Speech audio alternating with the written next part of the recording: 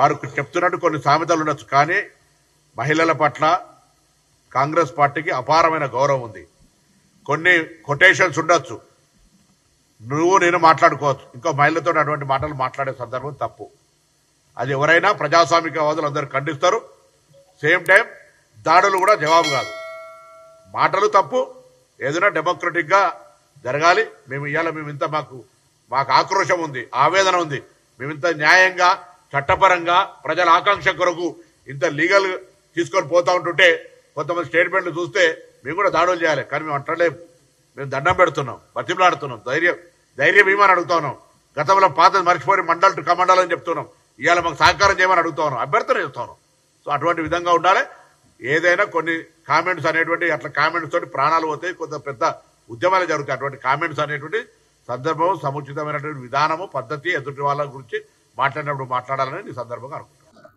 ఆమెకు ఎవరు మద్దతు చేయకుండా ఉన్నటువంటి పరిస్థితుల్లో కాంగ్రెస్ పార్టీ నాయకులు మహేష్ కుమార్ గౌడ్ గారు, పొన్నం ప్రభాకర్ గారు ఇలాంటి వాళ్ళు ప్రెస్ మీట్ పెట్టి కల్వకుంట్ల కవితకు మేము అండగా ఉన్నామని మాట్లాడడం అంటే ఇక ఇంతకు మించిన దౌర్భాగ్యం ఇంకొకటి లేదు. నేను ఒకటి చెప్తా ఉన్నా, మొన్న 3 మంత్రులు ప్రమాణ స్వీకారం చేసినటువంటి సందర్భంలో కల్వకుంట్ల కవిత గారు కూడా ప్రమాణ స్వీకారం చేయాల్సి ఉండే, అవునా కాదా? కాంగ్రెస్ పార్టీలో కల్వకుంట్ల కవిత గారు జైన్ కావడానికి రంగం సిద్ధమైండే. ఇప్పటికి కూడా ఆమె కాంగ్రెస్ పార్టీ అనధికారిక అనుబంధ సభ్యురాలుగా కొనసాగుతా ఉంది. ఇది స్పష్టమైతా ఉంది. లేకుంటే 42% రిజర్వేషన్ ఆర్డినెన్స్ వ్యవహారం ఏదైతే ఉందో అది తేలక ముందుకే, అది పట్టాలెక్కక ముందుకే ఈమె సంబరాల కార్యక్రమాలు చేసుకోవడము, అటు ప్రభుత్వం ఈమెకు మద్దతుగా నిలబడము, ఇవన్నీ చూస్తూ ఉంటే కల్వకుంట్ల కవిత గారు కాంగ్రెస్ పార్టీతో మిలాఖాత్ అయిన విషయం స్పష్టంగా అర్థమవుతా ఉంది. ఇదే ముఖ్యమంత్రి గారు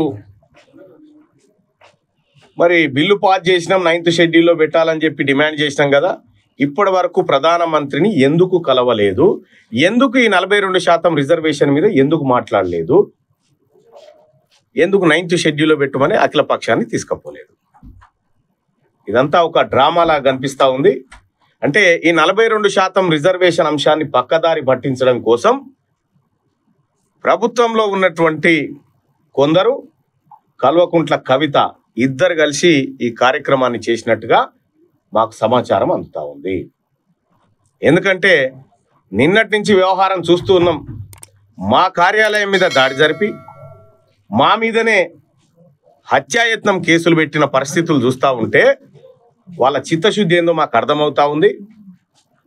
రెండో విషయం, ఇక్కడ మేడిపల్లి సిఐగా పనిచేస్తున్నటువంటి గోవిందరెడ్డి క్లియర్గా కల్వకుంట్ల కవిత ఆదేశాల మేరకు పనిచేస్తున్న పరిస్థితులు స్పష్టంగా కనిపిస్తున్నటువంటి పరిస్థితుల్లో డీజీపీ గారికి ఫిర్యాదు చేయడం జరిగింది, చైర్మన్ గారికి ఫిర్యాదు చేయడం జరిగింది. కొద్దిసేపటి క్రితమే బీసీ కమిషన్ కూడా స్పందించి సిపి సుధీర్ బాబు గారికి లేఖ పంపించడం జరిగింది, వెంటనే బాధ్యుల మీద చర్యలు తీసుకోమని. అంటే ఇక్కడ బీసీల విషయంలో కాంగ్రెస్ పార్టీ భారతీయ జనతా పార్టీని చిక్కుల్లో పెట్టి అడగాల్సినటువంటి సందర్భంలో అది చేయకుండా, భారతీయ జనతా పార్టీని ఇరుకునబెట్టే పనులు చేయకుండా ఆర్డినెన్స్ డ్రామా అంటే తెర మీదకి తెస్తా ఉన్నారు. ఈ అన్ని పరిణామాలు చూస్తూ ఉంటే దీని వెనకాల ఎవరున్నారు, ఏం కథ అనేది ప్రజలందరికీ స్పష్టంగా అర్థమవుతా ఉంది.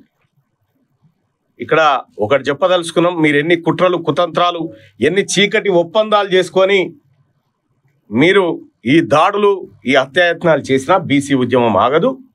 ఇక్కడ ఉన్నటువంటి మేడిపల్లి సిఐని, అతని ఆధ్వర్యంలోనే ఈ దాడులు జరుగుతూ ఉన్నాయి. అతని పైన ఖచ్చితంగా చర్యలు తీసుకోవాల్సిందే, అతని పైన ఎంక్వైరీ చేయాల్సిందే. చేసే వరకు మేము నిద్రపోం, అవసరమైతే కోర్టులను కూడా ఆశ్రయిస్తాం.